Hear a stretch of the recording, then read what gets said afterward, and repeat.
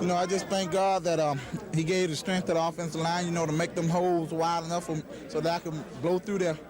You let that guy run you down, though. Yeah, you know, I lost a little speed, but, you know, that's costing my ankle, but it's good to make the cut, so tonight. Huh? It is. See, we had one turnover, and that didn't really affect us then because I was at the end of the game, but we shouldn't have had that, but I'm glad we kept the ball off the ground. What a time to get it, huh? I'm serious. Against Georgia. It was nice. Very nice. Boy, that was a throw, too, and it hit you right in the breadbasket. Yeah, Pat put it right on the money. Did you have any thoughts of coming out of the end zone with it? No, sir. All I worried about was catching it and not letting him get in front of me to catch it. When you get that fullback play, things start happening, doesn't it? Oh, yeah. When you get that, and it just opens up everything. It makes everything, you know, you can do. You can do it then. Best effort? Maybe in the first half. I don't know. Defensive line played well. Overall, everybody just played well, you know, and it's make me feel good because I'm from Georgia and I can go home and brag a little bit. Tonight, you know, we're going to celebrate this victory, and we're going to come back Monday and start to prepare for Alabama. It looked like the old days, didn't it? Yeah. And, that's a good feeling, huh, when you know it's working? You know, it looked like Georgia maybe was trying to play us a little bit like Florida, a little outside-in defense, and sort of saying, well, we're going to see if you can do it. And that was a quick answer, I think, when he jumped out of there right off the bat. And you know, I think that excited our team because they know when that goes, everything starts condensing down. The double coverage comes off of receivers, and the whole thing just meshes together. Hey, it feels great. I can go home with my head held high, my nose in the sky. That's right. Now they know why I went to Auburn. Right. That's right. Is that right? And I bet you there's a few over there that wish they came too. 2 years in a row, too. You know, that hasn't happened in a long time. We love it. We love every minute of it. For real.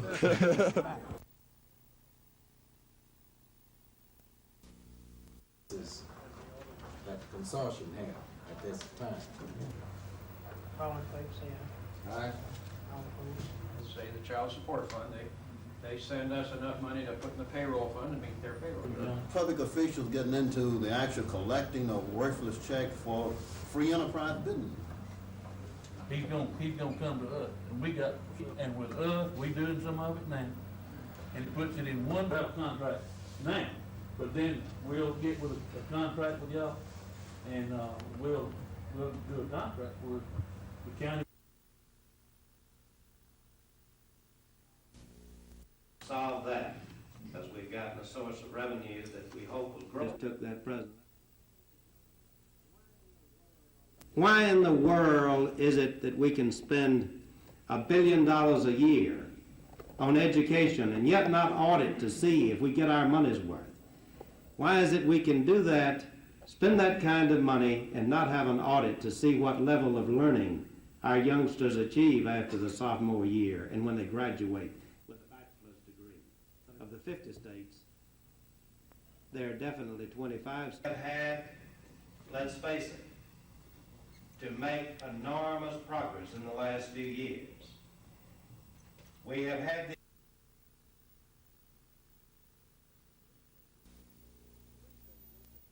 Police say Joseph Hooks of Brookwood Drive in Montgomery was in the home remodeling business, and it was his involvement with work being done at the home of Mr. and Mrs. Donald Berquist that allegedly led to the murder.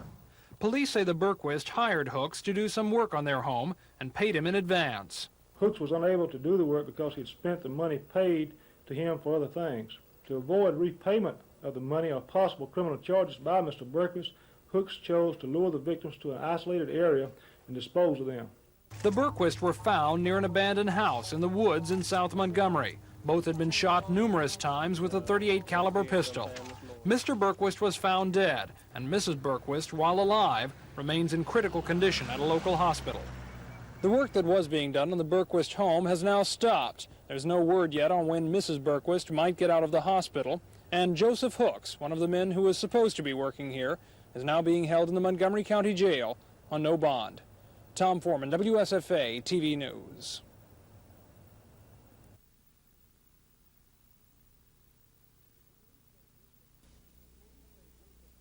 Police say Joseph Hooks was in the home remodeling business, and it was his involvement with work being done at the home of Mr. and Mrs. Donald Berquist on Overlook Drive that allegedly led to murder. Police say the Berquist hired Hooks to do some work on their house and paid in advance. Hooks was unable to do the work because he'd spent the money paid to him for other things. To avoid repayment of the money or possible criminal charges by Mr. Berquist, Hooks chose to lure the victims to an isolated area and dispose of them. The Bergquists were found outside an abandoned house in a wooded area on the city's south end. Police say both had been shot numerous times with a .38 caliber pistol. Mr. Bergquist was dead. At first, police had few clues to go on. The Bergquist car was found abandoned at a shopping center a few miles from where they were found, not far from Hook's house. But police say it was letters found in the Bergquist home that pointed them toward Hooks. We received some information from some letters that we recovered that was written by the Bergquist family, indicating that they had had trouble with this Hooks about doing the work he'd contracted to do. Mrs. Bergquist is still in critical condition at a local hospital. Police say they have reason to believe Hooks called here more than once to ask about her condition, whether she would live or die. The work that was being done on the Bergquist home has now stopped. There's no word yet on when Mrs. Bergquist might get out of the hospital, and Joseph Hooks, one of the men who was supposed to be working here, is now being held in the Montgomery County Jail on no bond. Tom Foreman, WSFA TV News.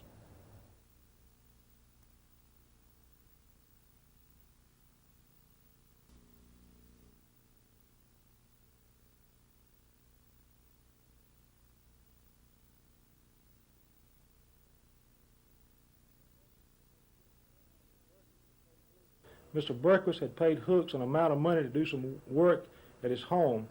Hooks was unable to do the work because he'd spent the money paid to him for other things. To avoid repayment of the money or possible criminal charges by Mr. Bergquist, Hooks chose to lure the victims to an isolated area and dispose of them.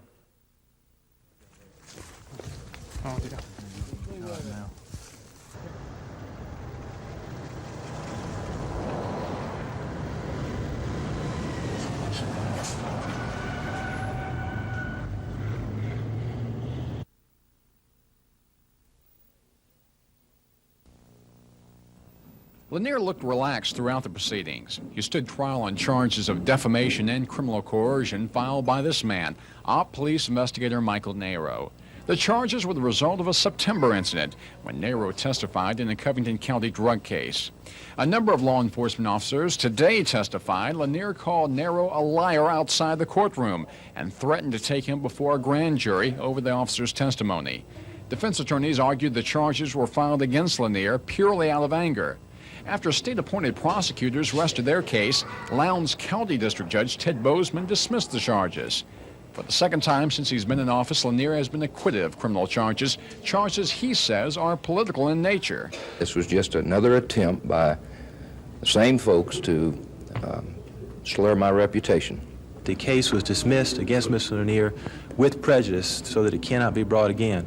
It did this at the conclusion of their case. We didn't even have to put on our case. Their case was so weak that it couldn't sustain the charge.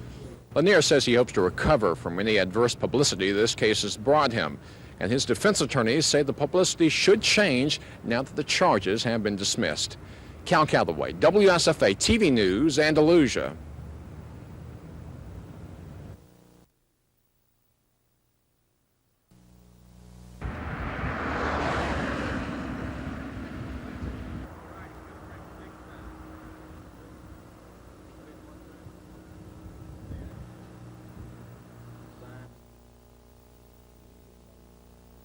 We have made concessions through the years when things weren't going so good for the company, but things are a lot better now, and we feel that we're the people that make this place go, and we deserve some consideration.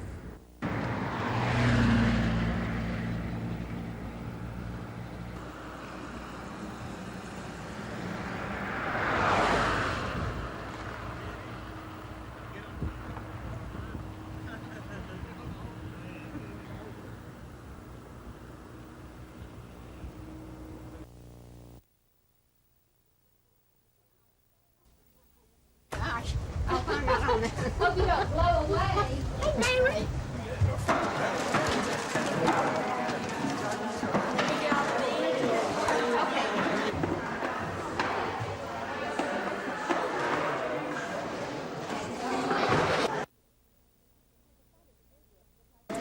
decided to do this because there are many churches in Montgomery who do individual efforts at Thanksgiving, but we felt that it was time for us to unite ecumenically and do a community food drive so that we could help even more people. We are hoping to help about 127 families. And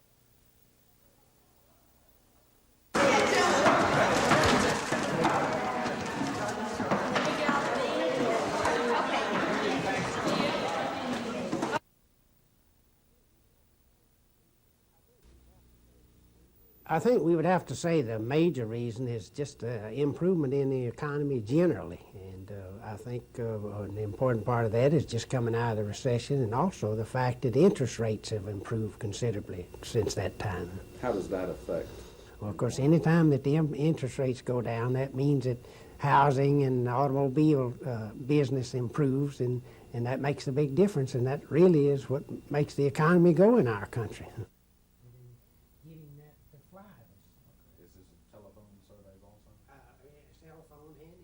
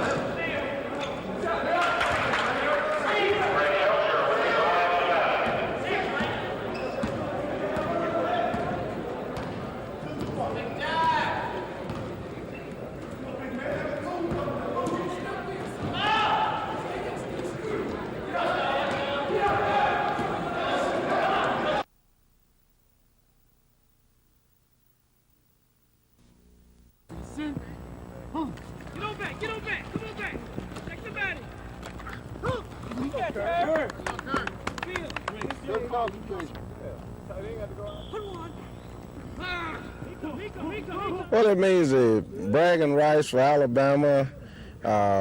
This part of the country, all of the alumni will have an opportunity to come back. It's a big social event.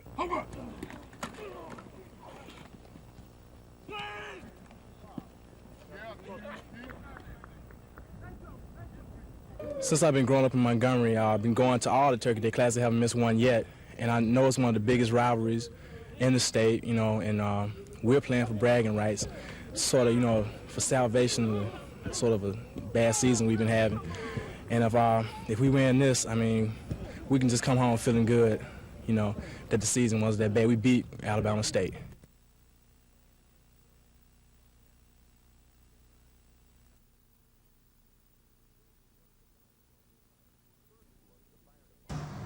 First look, the fire department might appear to be a pretty cushy place to work. Not true. The 365 firefighters in Montgomery are constantly busy, whether the alarm bell rings or not. A fireman's job is very complex. A firefighter must be a student, a medic, a custodian, a lifesaver, and a fireman all in one day. This job is not the same each day. Although we have daily routines that we go by, each day is different. And if you apply yourself each day that you work here, you can learn a new thing that day. I've been told I have an easy job. We have a lot to do. Sometimes we have a heavy workload and a moderate workload. We always have things to do, things to keep us updated, because the emergency is always there. We got to always be prepared for it. Station number 4 near Maxwell is a typical fire department in the Montgomery system. The 10-man shift will answer an average 50 calls per month, whether it be a fire, a car wreck, out-of-control appliance, or a stranded animal. But number 4 is also unique in that the department's chem van, the vehicle that responds to chemical spills, is also stored here. And since there is such a variety of calls, there is also fireman fatigue. So much so, the men are put on 24-hour shifts, 24 hours on, 48 hours off. The firemen say they need that time to rest so they can do it all over again. I'm just proud to be on with the fire department now. After 7 years of experience so far, I wouldn't trade this job for anything. Dean Argo, WSFA TV News.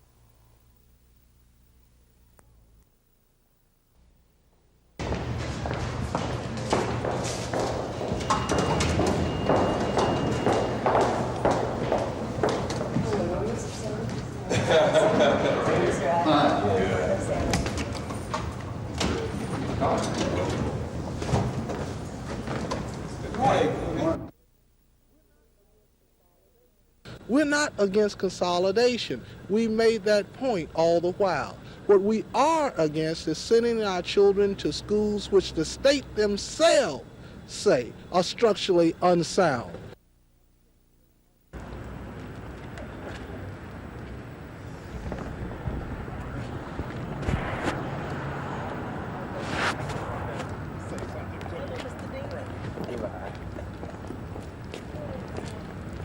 How you doing? Can I talk to you? Sure. Okay. All that dough bowl. And Mother had to make all the bread. She couldn't go to the store, remember? She had to make Okay, you want to ask about make the candles with this. What? even with the rest? We're knits all the time. This is sunflower seed grace.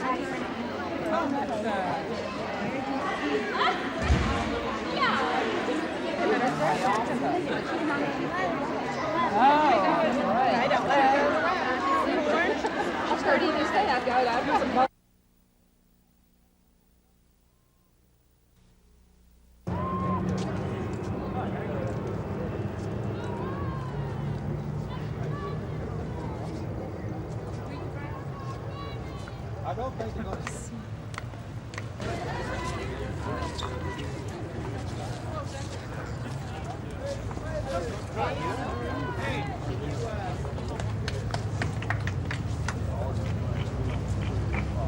Very much to pause here and offer a silent correctly. Thank you for the work that you've done on behalf of Alabama Special.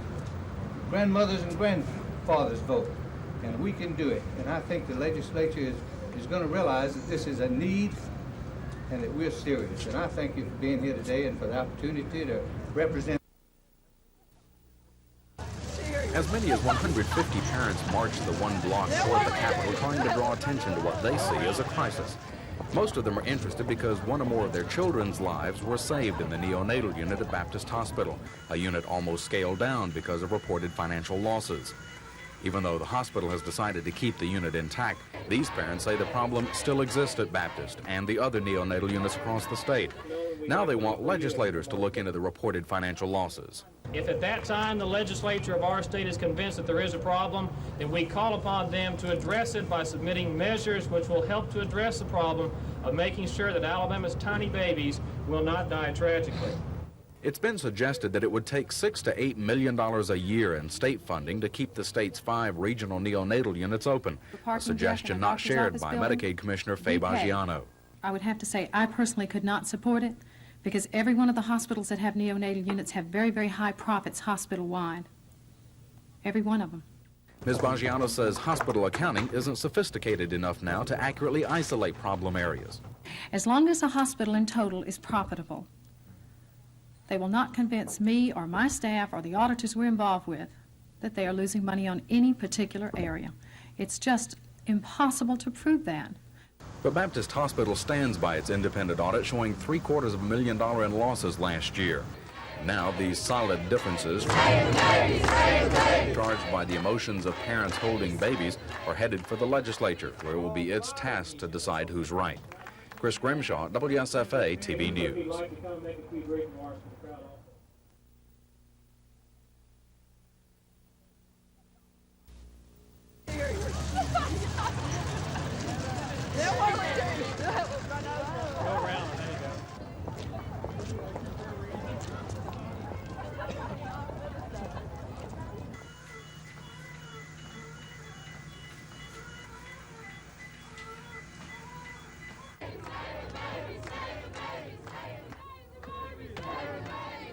We'd like to offer you a few remarks, please. It's not only a have beautiful babies in Alabama. We love each one of you. I'd like to go ahead and ask Representative Terry Hooper if he'd like to come and make a few brief remarks to the crowd also. If we could, for those who would, so very much to pause here and offer a silent prayer if you would, on behalf of Alabama's neonatal children and on behalf of the people that we think are going to be very much involved in having to make a decision on this issue. So if you would join me in a very short prayer. May we pray? Father God.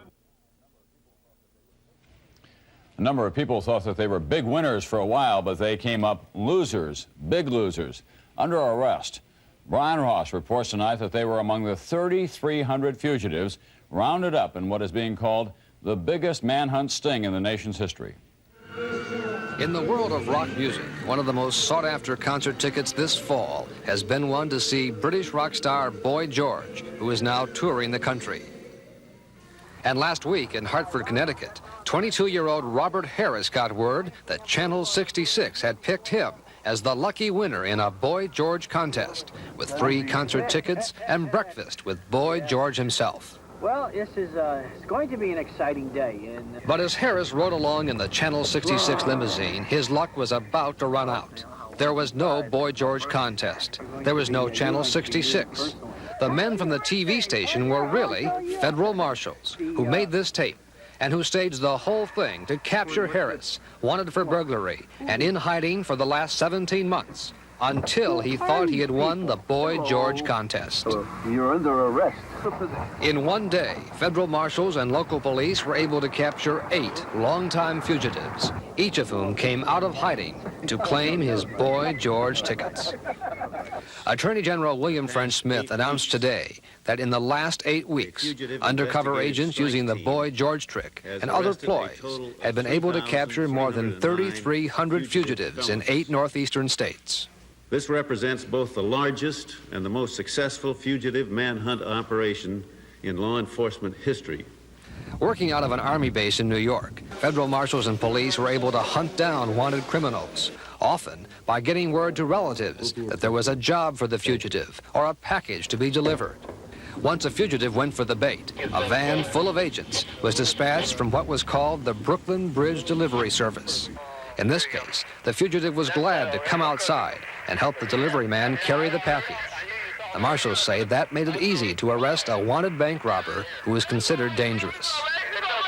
Even with this roundup, there are an estimated 250,000 fugitives roaming free in this country, with very little effort made to go after them. Brian Ross, NBC News, New York. To me, the notion that we have created in this country is unfair. Now, to me, that's outrageous. This day, whether it be from everybody should have, and it'll make everybody rich. Then we progressed on, and none. The problem is going to come when everybody, it will be solved when everybody understands that we work our way out of problems in America. That we work our way out of the problem. There's an opportunity for everybody who wants to work. I don't know when there have been more getting it. We can just the mayor came to this class at Huntingdon College to speak out strongly against discrimination, to say anyone who wants to get ahead should have a chance to do so. But he was equally critical of so-called reverse discrimination, which he says includes such things as racial job quotas. The problem is going to come and will be solved when everybody understands that we work our way out of problems in America. Why don't you just come into the black community, talk to us and tell us what you think and how you feel, and then there won't be so much a big question mark about Miriam Reformer. But it was when the students got into the act that the fur really started flying. I met with the black leaders. What about the black people? But how am I going to meet with all the people? Where am I going to go to get that for? Where am I going to get that? The students asked the mayor some tough questions about everything from city policy toward blacks to his private life. I mean, you're sitting here saying you are against segregation, but you, as an individual, don't want to socialize with us. Well, that's not so. Do you know what I've had the black council members, some of them in my home? Did you know that? I think people need to rely more on their own attributes than always worry about skin. Whether most of these students, black or white, agreed with what the mayor had to say, we'll never know. One thing does seem clear. They'll remember it. Tom Foreman, WSFA TV News.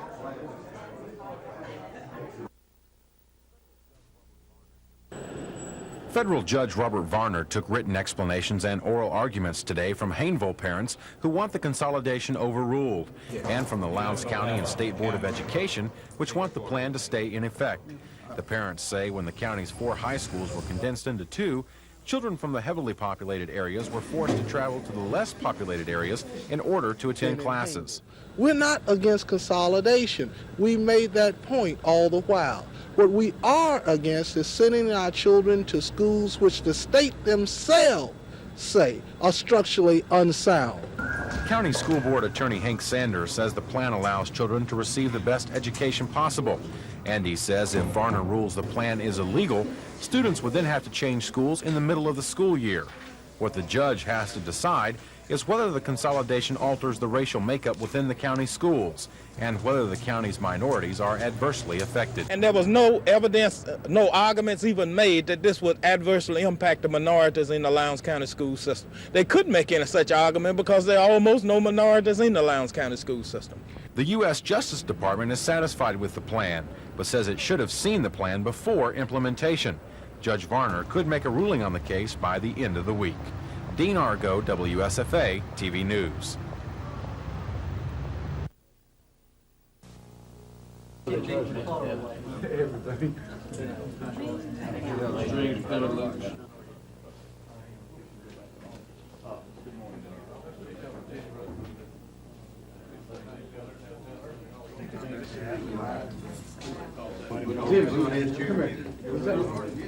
Don't they look like free defendants on trial?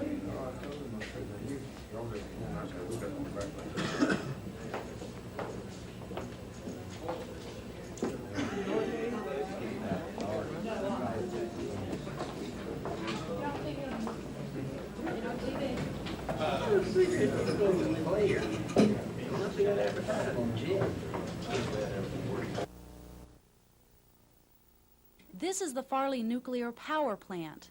How would you know if there's an emergency here? Would you know what to do or where to go? Questions like these have been discussed during a news conference at the Farley nuclear power plant. The mock emergency that's being staged next week at the facility includes surrounding counties within a 10-mile radius. Although the plant is conducting a test drill, sirens will sound in Gordon, Ashford, Webb, and Columbia. The Nuclear Regulatory Commission says that any county within this 10-mile radius must have approved and tested a plan for evacuation, and then otherwise the facility cannot operate. Alabama Power Vice President Pat McDonald says the plant is safe. However, officials want to improve conditions to avoid any possible danger. Let us look here today at a very real, practical plan that we have before us to conduct an emergency drill, assuming some worst-case circumstances, and practicing the things we'd do to control it. Officials have gone out of their way to take precautions in case of an emergency. As a result, they say they're ready for next week's drill. Christy Steves, WSFA TV News, Houston County.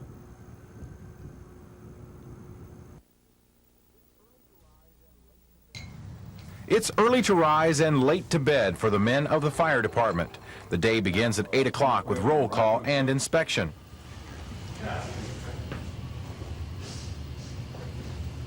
Look good, man. I'll dismiss them. Go ahead. Get out quick. Then it's cleanup time. Wash the floors, equipment, the trucks. Check the lights and alarms. Make sure everything is ready in case of an emergency. Station 4 is 10-2, KAT 555. They finish just in time for school. That's 2 hours in the morning and 2 hours in the afternoon. Everything is taught from hooking up a hydrant to rappelling out of a basket 80 feet in the air. You're protecting a lot of people and a lot of property, and the people are relying on you. And if you feel that you have it inside and the people working around you feel like you're capable of doing it, and actually I feel that an individual will be carrying out an important mission. I want to be a part of that. There's never a dull moment. You catch a run, you know there's something going to be exciting. You just never have a dull moment. To me, like it's an exciting job, and it's a career at it, and it's something I always wanted to be. At 5, the men must exercise, run 1 mile or walk 1.5. After 6, the firemen enjoy free time. Watching television or playing board or card games top the list. And when they can, they sleep. But again, even that comes second when the alarm rings. At 8 o'clock, the shift changes and it's someone else's turn to keep watch on Montgomery. Dean Argo, WSFA TV News.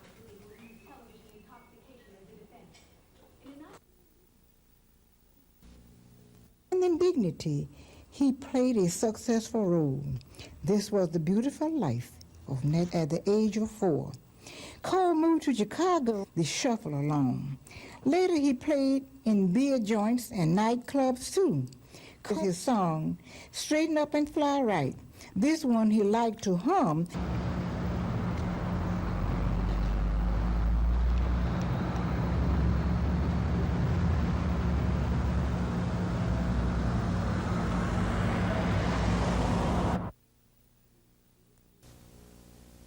Passed unanimously. Did this group have a spokesman?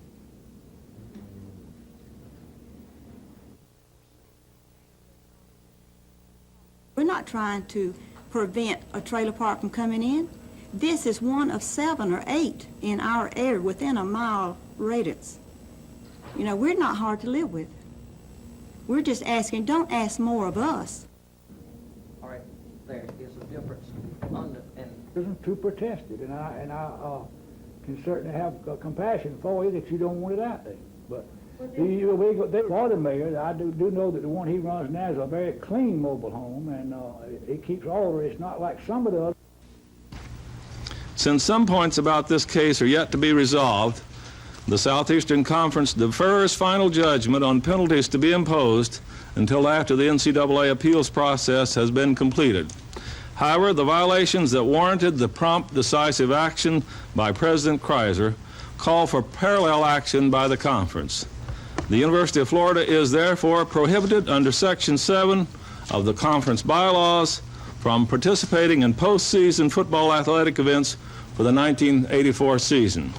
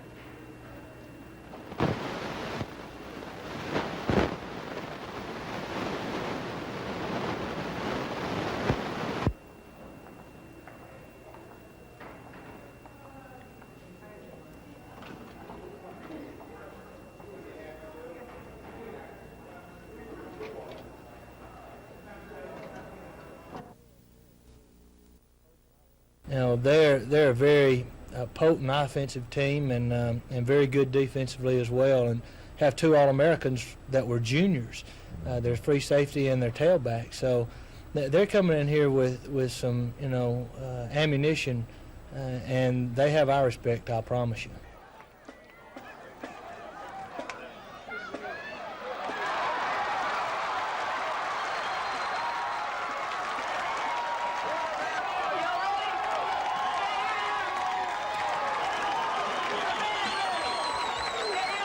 I think we'll have to minimize our turnovers, preferably none. Control the ball offensively with our running game, eat up the clock with our running game, and defensively we can't give up the big play.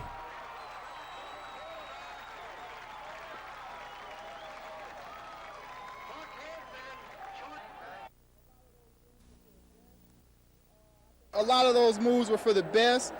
I think, you know, getting into cities that are not already under NFL domain, you might say, was a smart move, and I think that the fact that they are hopefully going to cut some of the teams down and strengthen the league. I think they might have expanded a little bit too early last year. So I think now they've benefited from some of the mistakes, and they're going to go on to do some better things.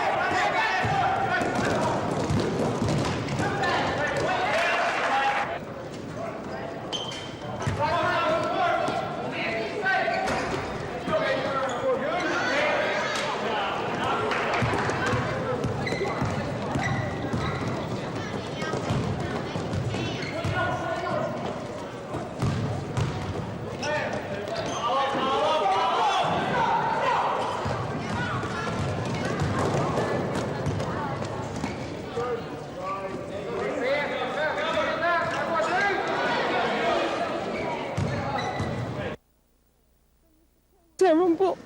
I know the kids, they used to play with my granddaughter in the yard all the time. I can't believe this happened to them.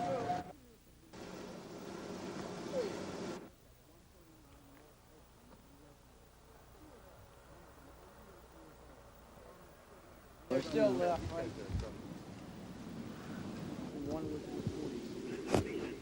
Both female or? No, one male, one.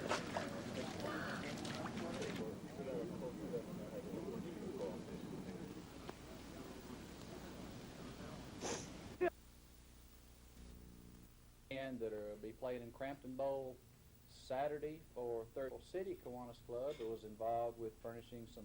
Kiwanis Domestic Abuse Shelter is a haven for victims of family violence. It is a place that abuse.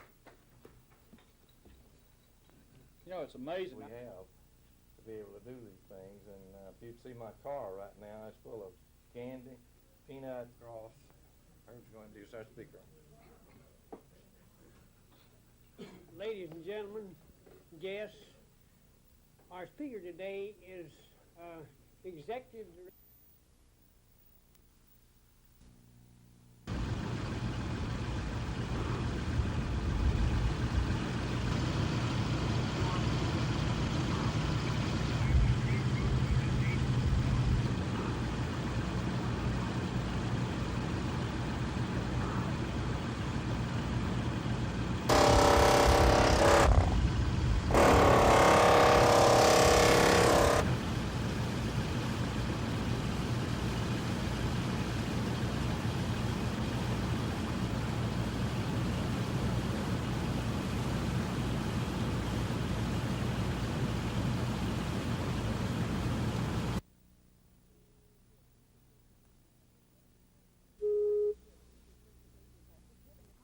Three times a year, the teacher's certification test is given to college seniors or recent graduates who want to become teachers.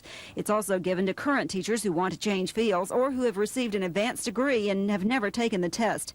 After 3 test dates, the cycle is complete. The State Board of Education has a formula for deciding which teacher education programs get a closer look.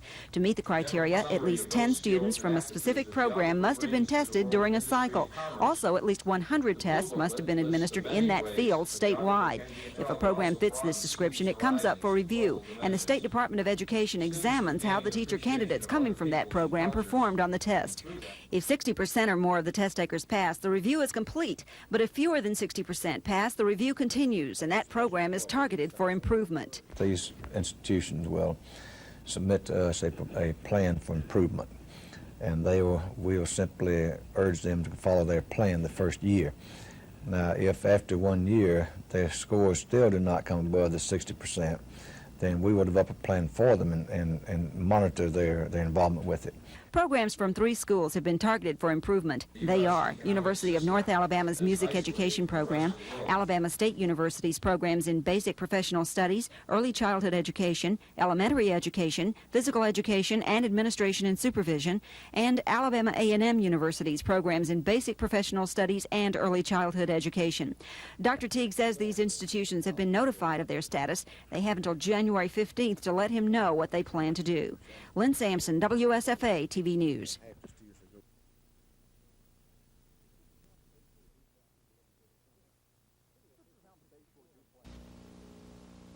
This is how the Bayshore duplexes looked this summer.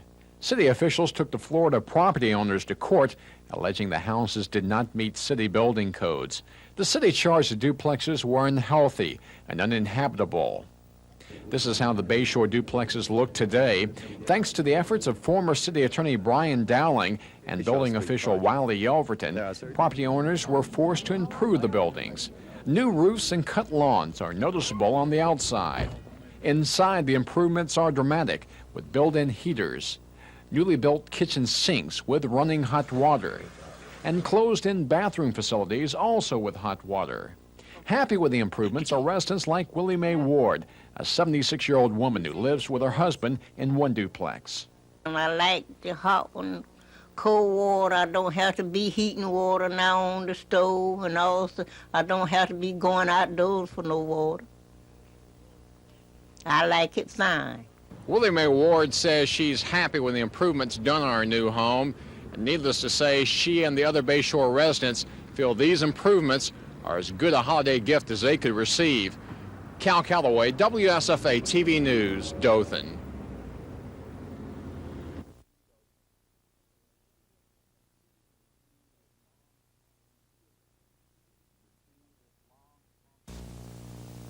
Perceive this long, passionate kiss taking place, and then somebody to get the president. Every time I ask him, he always gives me 9 tickets on the European train. They went. It was a beautiful afternoon. They arrived at the depot about 3 o'clock. I have had the opportunity to do a lot of work with agriculturalists all across the United States. And one of the things that never ceases to amaze me is that most people outside of agriculture do not understand the complexities and the number of variables that those farmers have to deal with in agriculture in order to make a living. The financing problems, but the weather problems, the whole bit. A lot of that young lady because one of those bums stole a kiss. And true story with you, and one that really concerns me, Alabama 30 years ago, the only thing my former teammates wanted to talk about at that time was football and how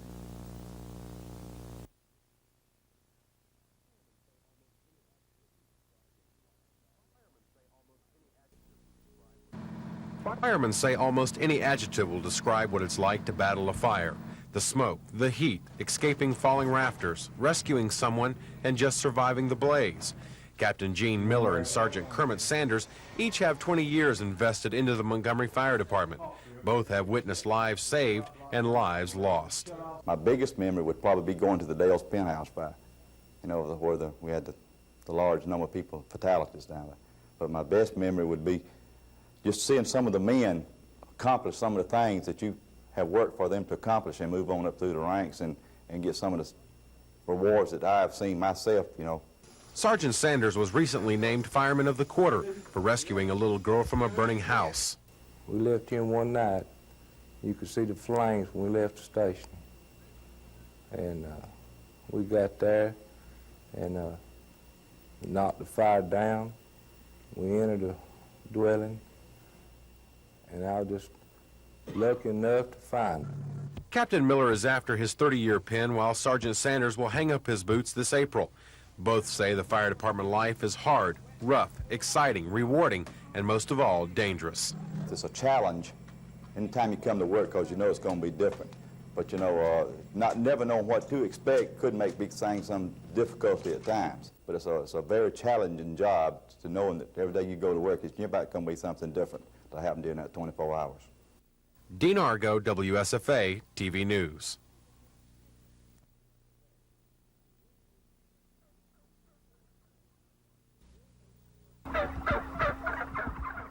Bill Bates Turkey Farm is the sort of place where Thanksgiving just naturally comes to mind. The quiet rolling countryside, the faint calls of turkeys in the distance. But alas, there's something going on here to make strong men shudder. But don't fear, it's not what you think. What you've just heard was not the untimely demise of one of these plump birds. Instead, it was just the opposite, a peculiar device that actually protects them. Meet the Thunderbird. The Thunderbird is a gas-fueled noisemaker that goes off roughly every 3 minutes, 24 hours a day. Well, I call it a turkey cannon. It's a cannon that protects all of our turkeys at night from varmints like fox, possums, coons, wildcats, and bobcats. Animals just can't seem to tolerate a terrific explosion. It's like a gun shooting, only it's a heck of a lot louder. You can hear it 3 or 4 miles early in the morning. The Thunderbird cost Bates about $240 when he bought it 20 years ago, but it's been money well spent. With more than 100,000 turkeys a year coming through his farm, he's got $1 million investment to protect. I don't know. I've listened to it for about 20 years, so it just doesn't bother me. But now, I think some of my neighbors may, I don't know whether they get used to it or not. While there can be little doubt that these periodic explosions make dogs, fox, cats, and people very nervous, one question remains. Just what does it do to the nerves of the turkeys?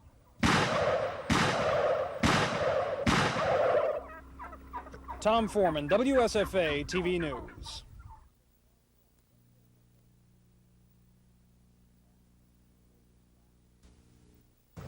All right, give me a 48 right, 20 draw.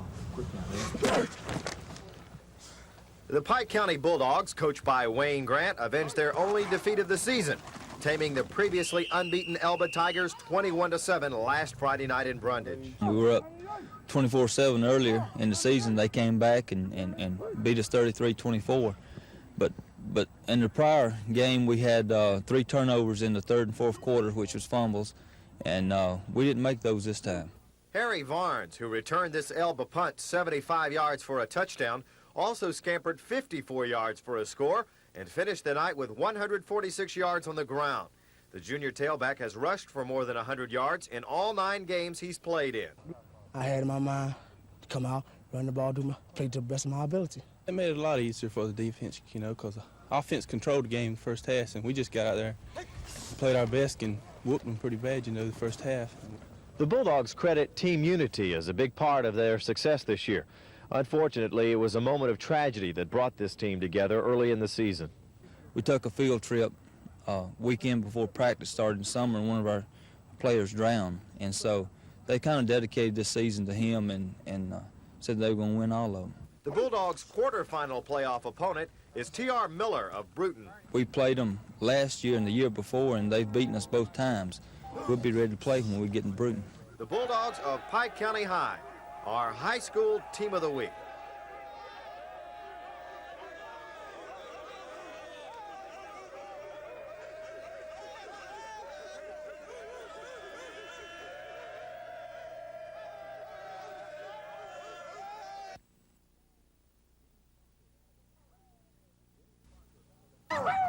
James Parker of Alabama State and Tuskegee's James Martin have much in common. Each has struggled long and hard trying to get his football program off the ground this year.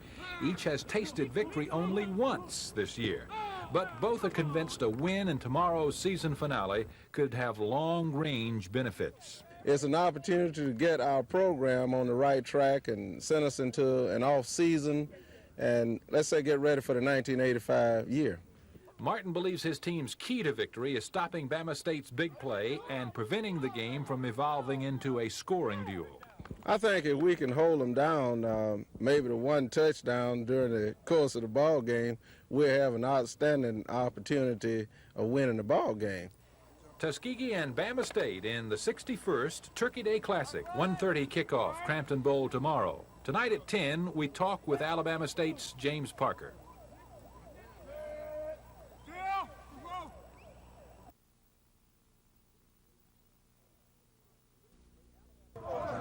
Strangely, Alabama State, winner of only one football game so far this year, still has hopes for a successful season.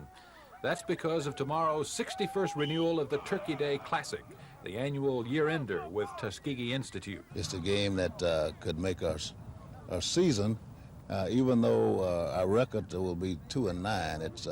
It's a game that could mean a lot to the program, especially in off-season. You'd think a team that has lost 9 times this year would have some motivational problems by now. They're crazy. They're ready.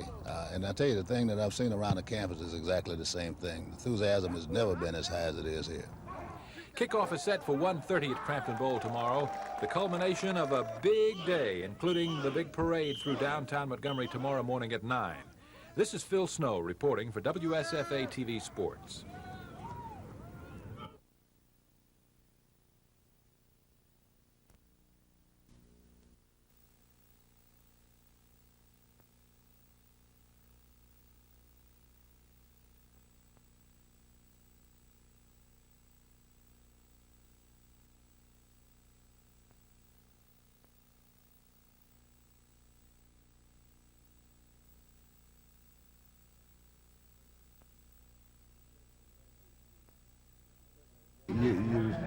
You certainly rather earn it outright rather than somebody else deciding it for you.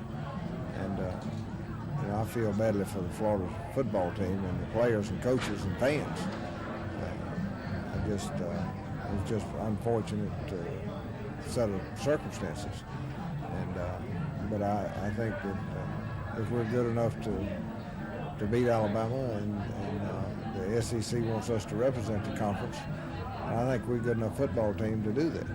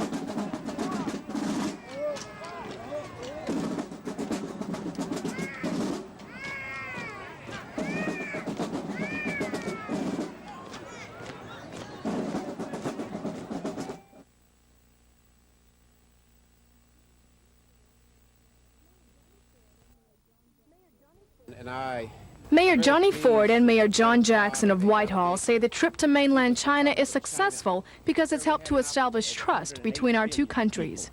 And certainly it was good for us to exchange ideas, and we feel that we accomplished the first step in terms of promoting peace and friendship with the People's Republic of China. In order to be effective in international trade, you must first develop the ability for people to trust one another and understand one another and have mutual confidence in one another. I think that we accomplished that. Establishing trust and trade with the Far East is something Governor Wallace has been working on for some time now, with some success.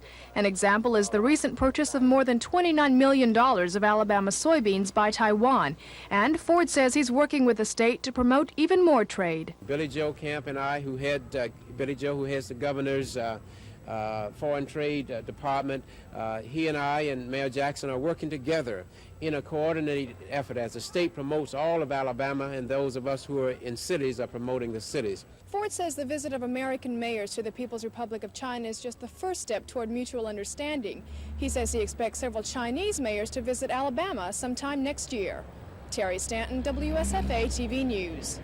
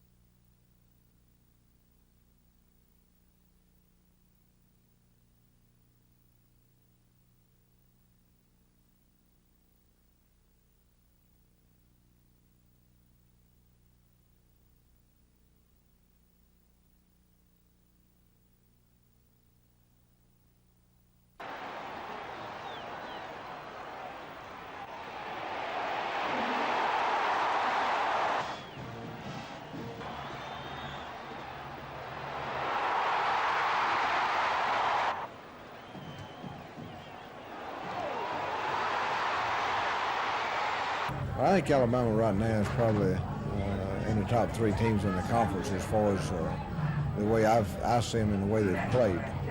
I certainly think they're a better football team than LSU. They beat Mississippi State to beat LSU.